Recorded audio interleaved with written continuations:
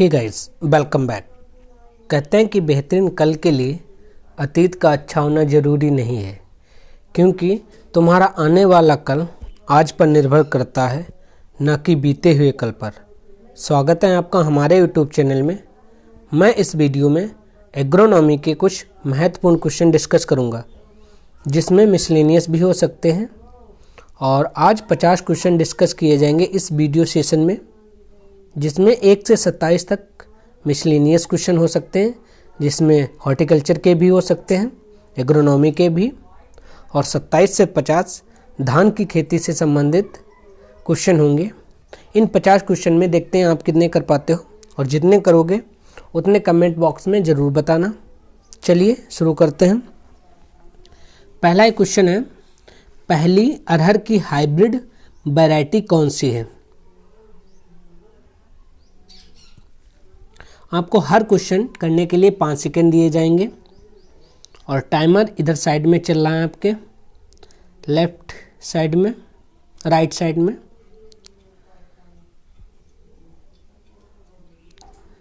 तो इसका जो राइट आंसर है ऑप्शन डी। उपास 120, प्रभात, PPH4 और ICPH8, ये चारों अरहर की ही किस्म है, जिसमें उपास अर्ली मैच्योरिटी वैरायटी है और प्रभात एक्स्ट्रा अर्ली मैच्योरिटी वैरायटी है, जो 110 से 120 दिन में तैयार हो जाती है। इसकी सीड रेट, चलो सीड रेट का अगला ही क्वेश्चन है, लेकिन इसकी तुम बताओ स्पेसिंग कितनी होती है? अगर दिमाग में आ रहा हो तो अरहर की स्पेसिंग पूछ लिया जाता है एग्जाम में। तो 60 × 15 सेंटीमीटर, 60 × 15 सेंटीमीटर अरहर की स्पेसिंग होती है। चलिए नेक्स्ट क्वेश्चन पर चलते हैं।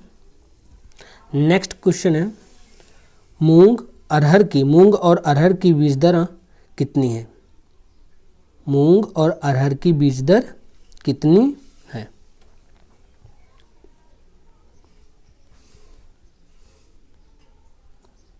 इसका राइट आंसर हो जाएगा ऑप्शन बी, 12 से 15 किलो प्रति हेक्टेयर। मूंग की एक मोस्ट इम्पोर्टेंट वैरायटी है, याद हो शायद, काफ़ी बार एग्जामों में पूछी जा चुकी है, पूसा बैसाखी। चलिए नेक्स्ट क्वेश्चन पे चलते हैं। सनफ्लावर की पहली हाइब्रिड वैरायटी कौन सी है? BSH1 मॉडर्न, ज्वालामुखी, MSFH 8 और 17। अच्छा क्वेश्चन है।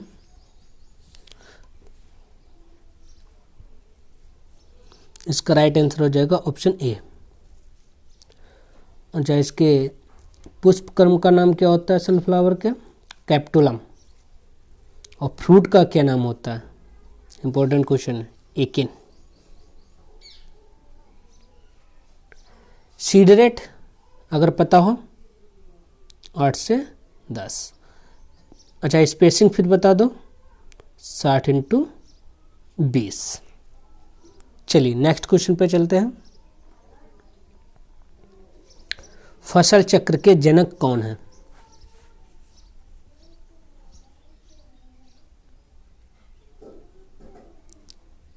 इसका राइट आंसर है ऑप्शन बी।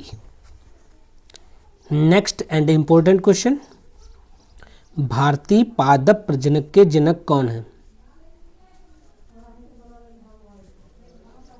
इंपॉर्टेंट क्वेश्चन है, और इन्हें रोज ब्रीडर भी कहते हैं। तो इसका जो राइट आंसर है option A, doctor BP Paul.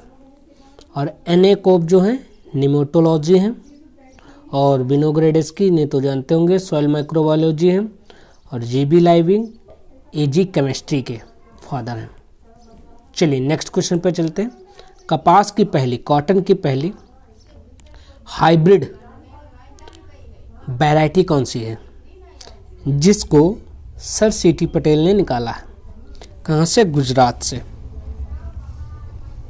Digvijay, बारा लक्ष्मी, H777 और H4।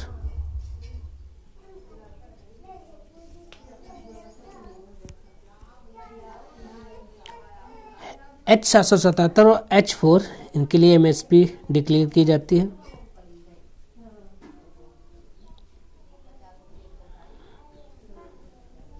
दिग्विजय एक इंडियन कॉटन वैरायटी है। बारालक्ष्मी एक हाइब्रिड वैरायटी है। इस क्वेश्चन का जो राइट आंसर है, आसान क्वेश्चन है, ऑप्शन डी H4। चलिए नेक्स्ट क्वेश्चन पे चलते हैं। एंड इम्पोर्टेंट क्वेश्चन, बासमती धान की पहली अर्धबौनी किस्म, बासमती धान की अर्धबौनी किस्म कौन सी है? Pusa RH10, IR8, TN1, Pusa basmati.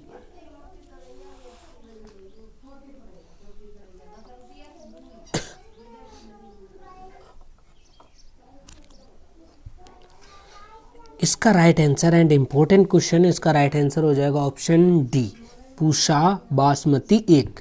और जो हमारी पूसा RH10 है, ये first aromatic hybrid, first aromatic एक सुगंधित हाइब्रिड वैरायटी है। और IR8 आप जानते ही होंगे कि first high yielding variety, dwarf variety है। कब निकाली गई थी? 1966 में, जो एक इंडोनेशियन वैरायटी और एक चाइनीज वैरायटी का क्रॉस है। इंडोनेशियन वैरायटी कौन सी थी? पेटा। और कौन सी थी जिसका क्रॉस था? पेटा। और चाइनीज वैरायटी कौन थी? DG बूजीन। कौन थी? DG बू, काफ़ी लंबा नाम है, जीन, DG बूजीन। इन दोनों का क्रॉस से हमारी बनी थी IR8। और जो TN1 है, first dwarf variety of rice, TN1 यानी ताइवान फर्स्ट। चलिए नेक्स्ट क्वेश्चन पे चलते हैं। भारत की सबसे अधिक उपज देने वाली किस्म कौन सी है? धान की बताना है, धान की ही। Jaya, IR8, APRH 1-2, लुनीश्री।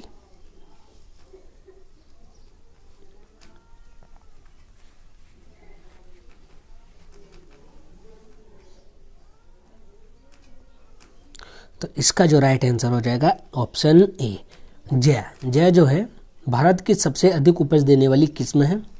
और विश्व में जो थी वो IR8 थी, लेकिन जया जो है IR8 से भी अधिक उपज देने वाली किस्म है।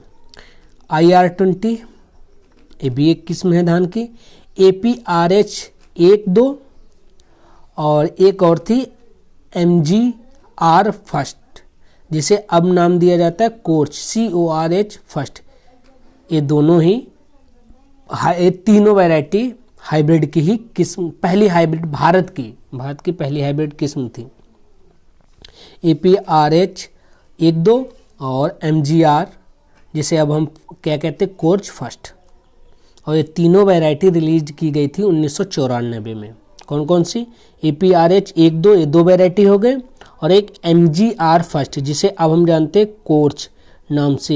ये तीनों वैरायटी 1994 में ही निकाली गई थी। और ये तीनों वैरायटी फर्स्ट हाइब्रिड राइस थी इंडिया की।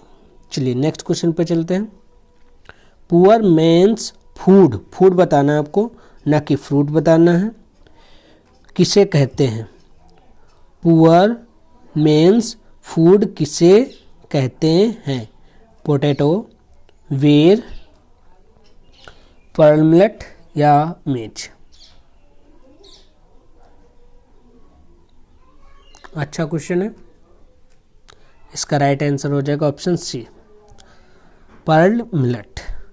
चलिए नेक्स्ट क्वेश्चन पे चलते हैं। नेक्स्ट क्वेश्चन है, ज्वार की पहली हाइब्रिड किस्म कौन सी है? CSB first, CSH first, RSSB, IS 208?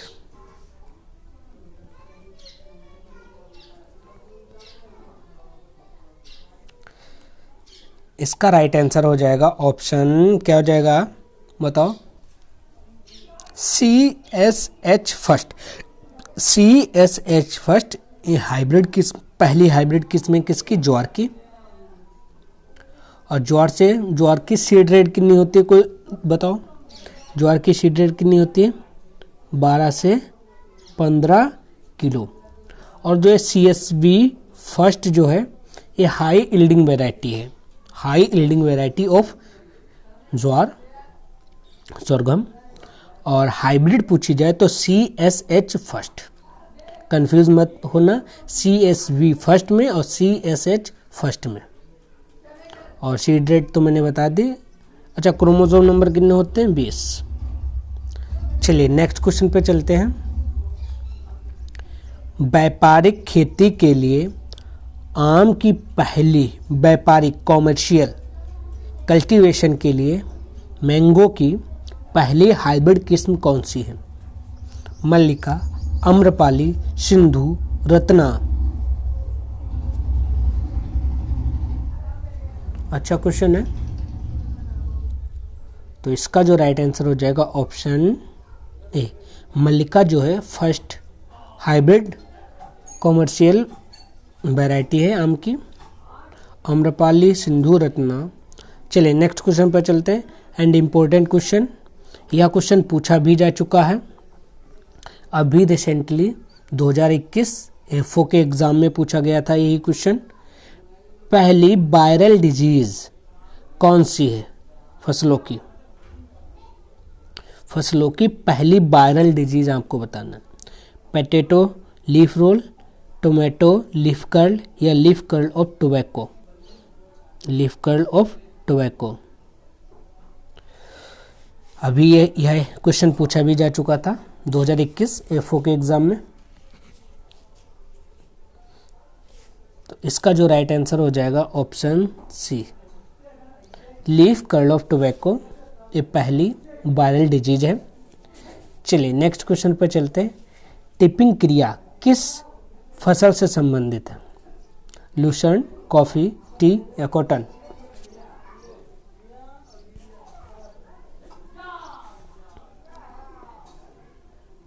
तो इसका जो राइट आंसर है ऑप्शन सी। चलिए नेक्स्ट क्वेश्चन पे चलते हैं। एंड इम्पोर्टेंट क्वेश्चन, पहला प्लांट पैरासाइट निमोटोड कौन सा है? पहला प्लांट पैरासाइट निमोटोड कौन सा है?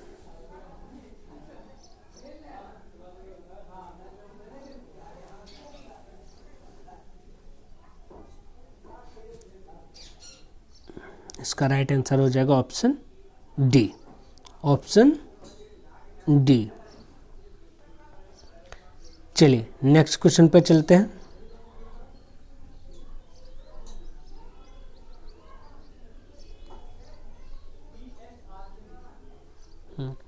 Backbone of America, queen of cereals, Drosophila of crop plants किसे कहते हैं?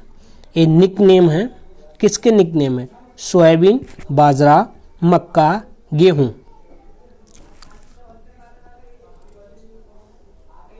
अच्छा क्वेश्चन है।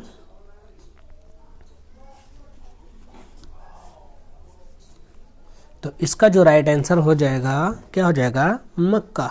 इजी क्वेश्चन है। नेक्स्ट, पहला पैरासाइटिक बैक्टीरिया, पहला पैरासाइटिक बैक्टीरिया इंपॉर्टेंट क्वेश्चन है, कौन सा है? जो एप्पल की एक बीमारी क्रिएट करता है, फायर ब्लाइट ऑफ एप्पल, उस बैक्टीरिया का नाम बताना है। एंड इम्पोर्टेंट क्वेश्चन है।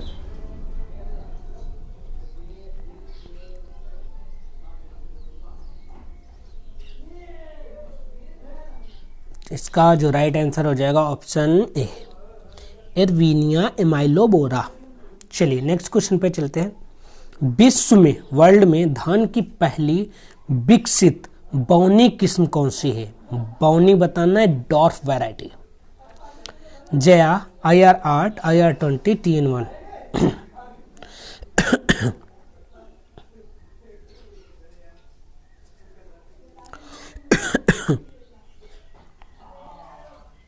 तो इसका जो राइट आंसर हो जाएगा ऑप्शन डी, TN1 जो है वर्ल्ड की पहली बोनी किस्म है और जया हमारी भारत की है। IR8 जया से पहले बनी थी 1966 में, और IR20 ये भी IARI से निकाली गई एक किस्म है, और TN1 वर्ल्ड की बोनी किस्म है। चलिए नेक्स्ट क्वेश्चन पे चलते हैं। सरसों की विश्व में पहली हाइब्रिड किस्म कौन सी है?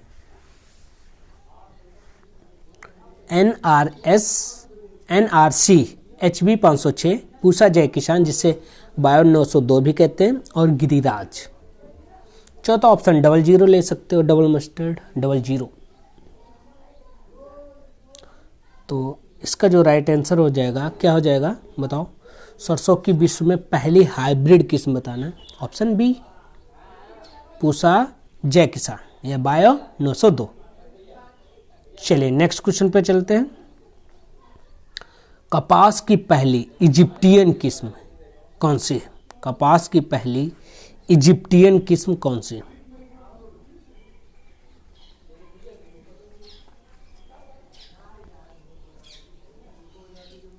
और जो भी MCU से हो, क्या मैंने बताया MCU से, वो मोस्टली कॉटन की ही वैरायटी होती है। और कौन सी कॉटन की वैरायटी होती है? अमेरिकन कॉटन की वैरायटी होती है। जो MCU 4 हो, 4, 5, 8, 9 ऐसे करके इनकी सीरीज है, 4, 5, 8, 9। इस क्वेश्चन का क्या राइट आंसर होगा बताओ? ऑप्शन डी सुजाता जो है पहली इजिप्टियन किस्म है। और H4 के बारे में हमें पता है कि पहली हाइब्रिड कॉटन वैरायटी है, इंट्रास्पेसिक से निकाली गई वैरायटी है। चलिए अगले क्वेश्चन पे चलते हैं। तंबाकू की पहली हाइब्रिड किस्म कौन सी है? तंबाकू की पहली हाइब्रिड किस्म कौन सी है? Jayashree, Bhavya, GTH first, C151। तो इसका जो राइट आंसर हो जाएगा ऑप्शन सी GTH फर्स्ट जो है हमारी तंबाकू की पहली हाइब्रिड किस्म है, और जयश्री भाव्या हमारी म्यूटेंट वैरायटी है। चलिए नेक्स्ट क्वेश्चन पे चलते हैं। और जितने आपके क्वेश्चन सही होते रहें उन्हें लिखते रहना, फिर लास्ट में बताना कमेंट बॉक्स में कि कितने क्वेश्चन आपके सही हुए। चलिए नेक्स्ट क्वेश्चन है, इकोनॉमिक इकोलॉजी के जनक कौन है?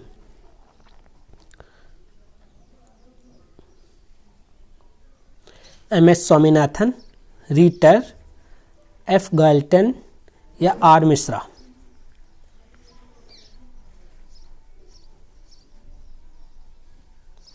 तो इसका जो राइट आंसर हो जाएगा ऑप्शन ए MS स्वामीनाथन, और F गाल्टन जो ऑप्शन सी है ये सुजुकी जैसे यूजेनिक्स कहते हैं उसके फादर हैं, और रीटर आई थिंक इकोलॉजी के हैं, और इंडियन इकोलॉजी के शायद R मिश्रा हैं।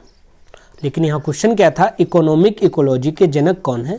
तो इसका जो राइट आंसर हो जाएगा MS Swaminathan. Next and important question, Indian plant breeding के जनक कौन है? इंडियन प्लांट ब्रीडिंग के जनक कौन है? और शायद इससे पहले भी यह क्वेश्चन हो चुका है। तो इसका जो राइट आंसर हो जाएगा ऑप्शन इजी है, BP Paul, doctor BP Paul. Next, rainbow revolution किससे संबंधित है? नीतीश कुमार, CD मेई, RH ब्रे या लेंसेंको?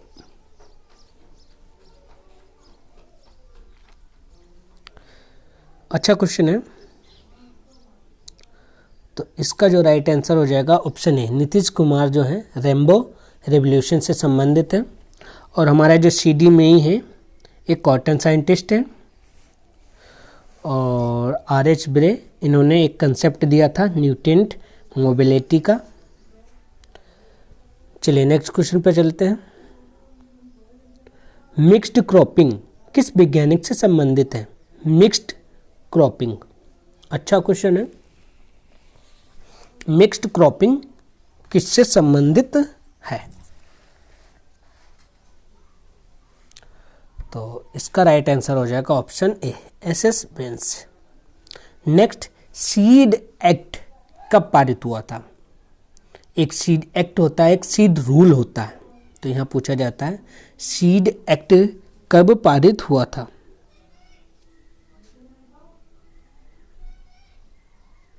तो इसका जो राइट आंसर हो जाएगा ऑप्शन बी, 1968 में सीड एक्ट पारित हुआ था।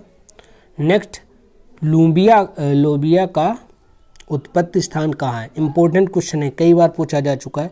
लोबिया का उत्पत्ति स्थान कहाँ है? भारत, अफ्रीका, ब्राजील या अमेरिका? इसका भी राइट आंसर हो जाएगा बी, अफ्रीका। चलिए नेक्स्ट क्वेश्चन पे चलते हैं, एंड मिसलेनियस का लास्ट क्वेश्चन है। फिर हमारे कहा के स्टार्ट होंगे, धान की खेती से संबंधित है, यानी 1 से 23 है, मतलब 27 से आगे 50 तक मैंने कहा था। इस वीडियो सेशन में 50 क्वेश्चन होंगे, जिसमें 1 से 23 क्वेश्चन उसके होंगे। तो इस क्वेश्चन का राइट आंसर क्या होगा?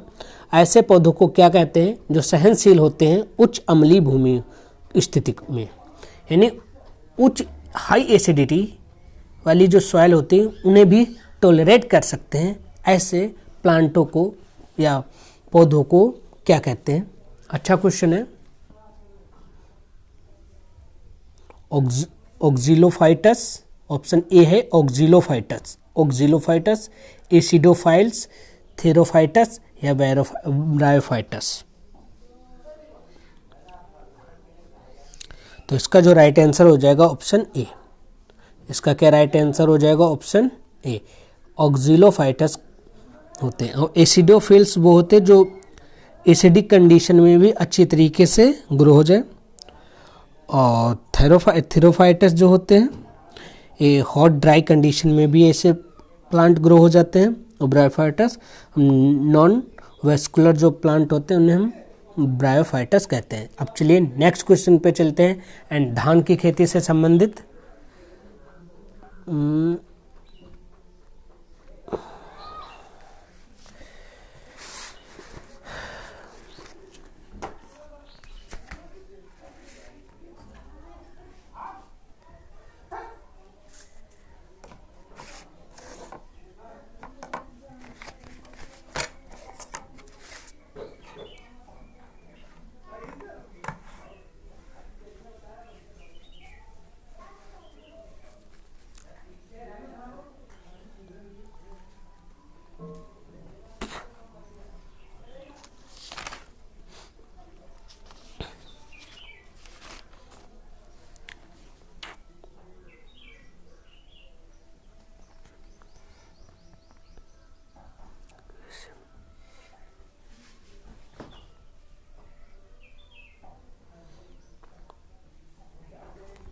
सॉरी, मैंने ध्यान नहीं दिया।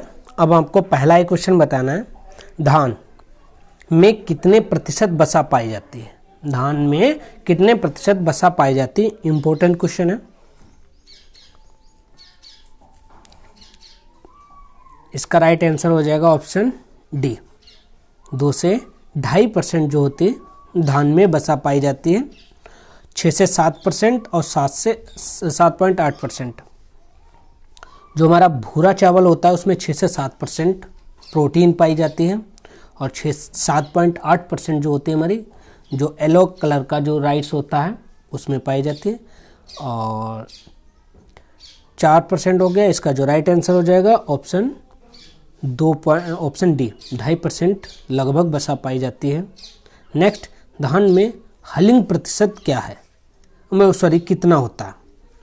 क्या नहीं, कितना होता है? धान में हलिंग प्रतिशत कितना होता है? इंपॉर्टेंट क्वेश्चन है एंड इजी क्वेश्चन है। तो इसका जो राइट आंसर हो जाएगा ऑप्शन बी, 66%। नेक्स्ट क्वेश्चन है, धान में मिलिंग प्रतिशत कितना है?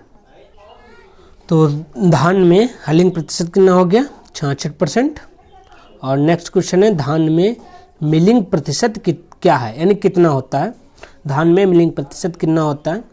40%, 66%, 50 से 55% या 80%? तो इसका जो राइट आंसर हो जाएगा ऑप्शन सी।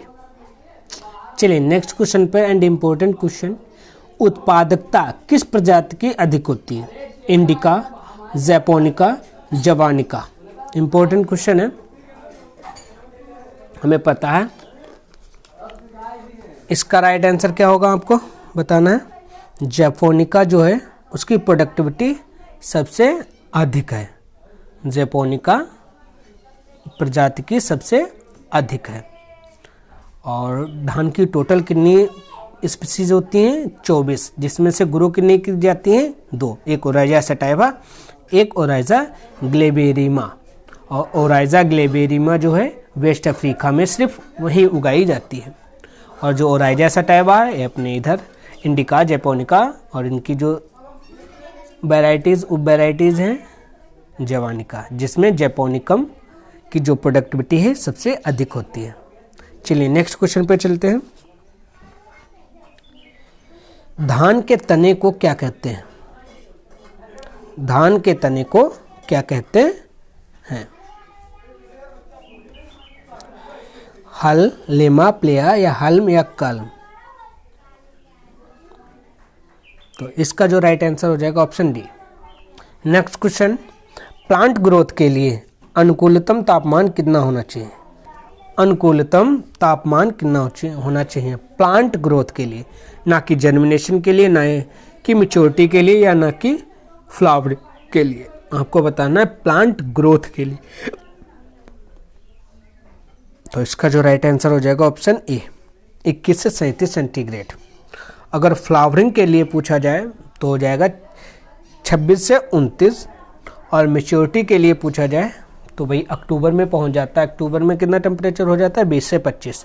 और जब भी हम धान की उस समय बुवाई करते हैं, और सॉरी उसकी गेहूं की बुवाई करते हैं, तो गेहूं के लिए अगर पूछ लिया जाए जर्मिनेशन परसेंटेज कितना होता है तो 20 से 25% होता है। चलिए नेक्स्ट क्वेश्चन पे चलते हैं। अंकुरण के लिए निम्न तापमान कितना होना चाहिए? धान का ही बताना है, क्योंकि सारे 1 से 23 क्वेश्चन जो होंगे धान के से संबंधित हैं। तो अंकुरण के लिए निम्न तापमान कितना होना चाहिए धान का बताना है आपको। तो इसका जो राइट आंसर हो जाएगा ऑप्शन बी, 10 सेंटीग्रेड। चलिए नेक्स्ट क्वेश्चन पे चलते हैं। दाना बनते समय कितना तापमान होना चाहिए? दाना बनते समय कितना तापमान होना चाहिए? इंपॉर्टेंट क्वेश्चन है। दाना बनते समय बताना है आपको।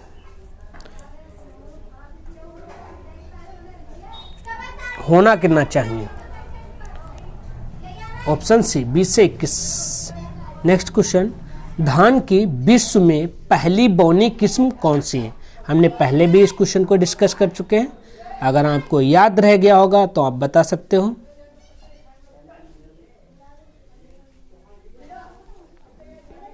तो इसका जो राइट आंसर हो जाएगा option B, TN1। Next question, धान की पहली बासमती हाइब्रिड किस्म कौन सी है? कहाँ? विश्व में बताना है। विश्व में, ना कि इन इंडिया। एरोमेटिक भी कह सकते हैं, बताओ। तो राइट आंसर हो जाएगा ऑप्शन बी, कोर्च फर्स्ट।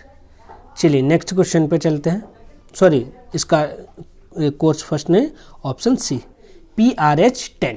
जो PRH10 है वर्ल्ड में बासमती की पहली एरोमेटिक हाइब्रिड किस्म है।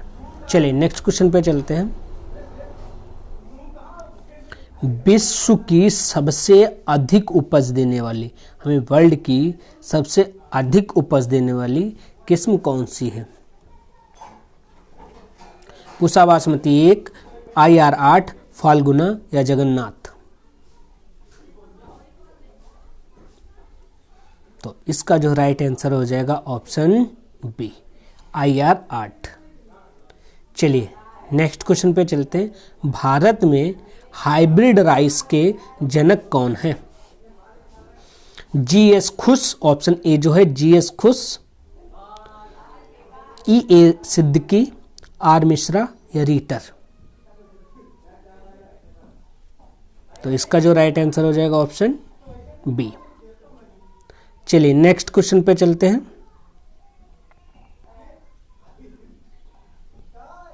कौन सी किस्म सहनशील है Fe टॉक्सिटी के प्रति, यानी फेरस टॉक्सिटी के प्रति? जगन्नाथ, प्रभावती, फाल्गुना, हीरा।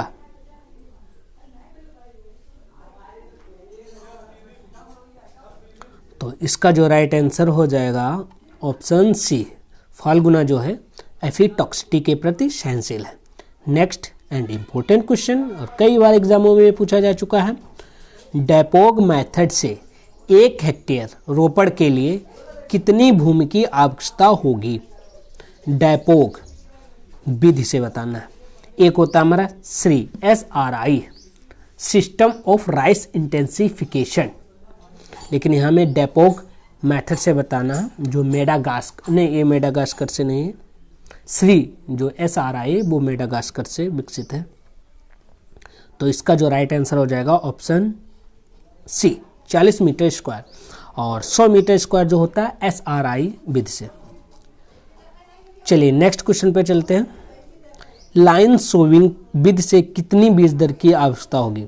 धान की ही बताना हमें। तो इसका जो राइट आंसर हो जाएगा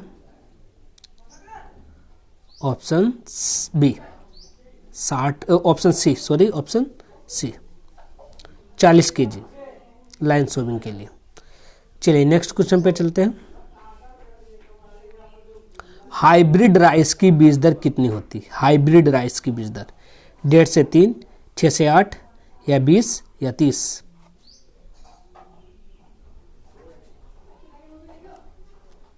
तो इसका जो राइट आंसर हो जाएगा, क्या हो जाएगा?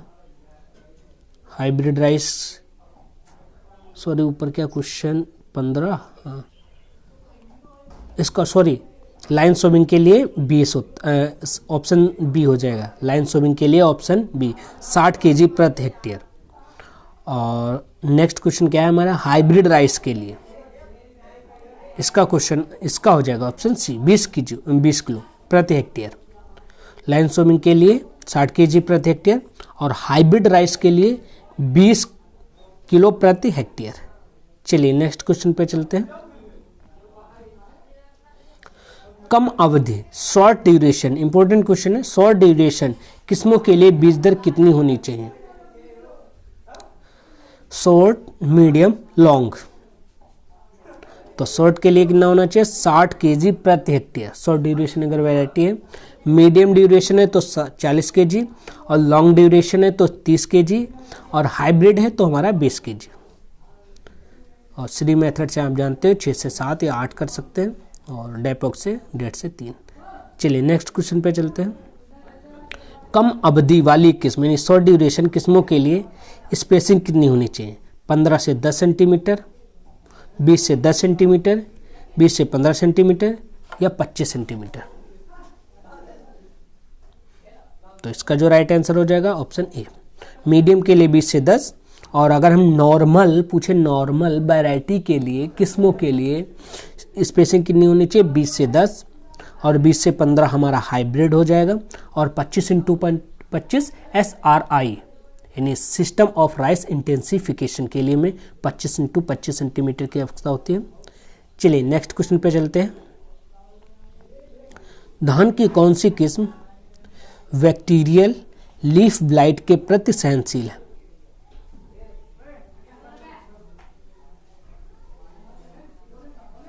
तो इसका जो राइट आंसर हो जाएगा ऑप्शन डी, TKM6। चलिए नेक्स्ट क्वेश्चन पे चलते हैं।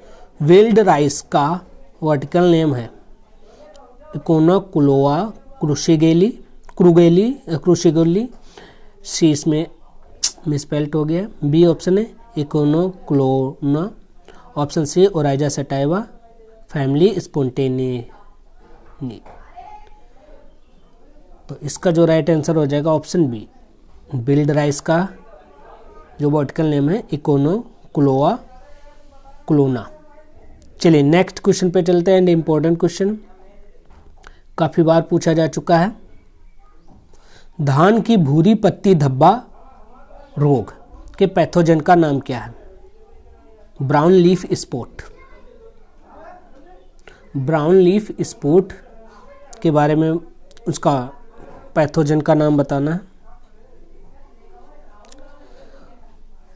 इसका राइट आंसर हो जाएगा ऑप्शन सी। इंपॉर्टेंट क्वेश्चन है, Helminthosporium oryzae. Next and second last question, धान के ब्राउन प्लांट होपर कीट का वैज्ञानिक नाम क्या है?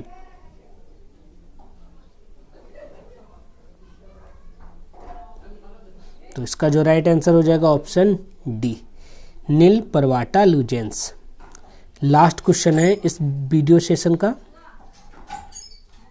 और क्या क्वेश्चन है, धान में बुशनिंग की क्रिया कितने दिन बाद की जाती है? सप्ताह में बताना है, 8 से 10, 4 से 6 सप्ताह, या 1 से 2 सप्ताह, या 10 से 12 सप्ताह। तो इसका जो राइट आंसर हो जाएगा ऑप्शन बी, 4 से 6 सप्ताह। तो इस वीडियो सेशन में हम इतने ही क्वेश्चन रखते हैं।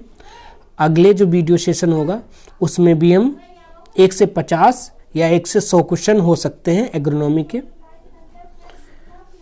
आपको बताना है कि इतने क्वेश्चन में आपने कितने सही किए हैं। यदि वीडियो आपको अच्छा लगा हो तो शेयर जरूर करें और मेरे चैनल को सब्सक्राइब जरूर करें। धन्यवाद।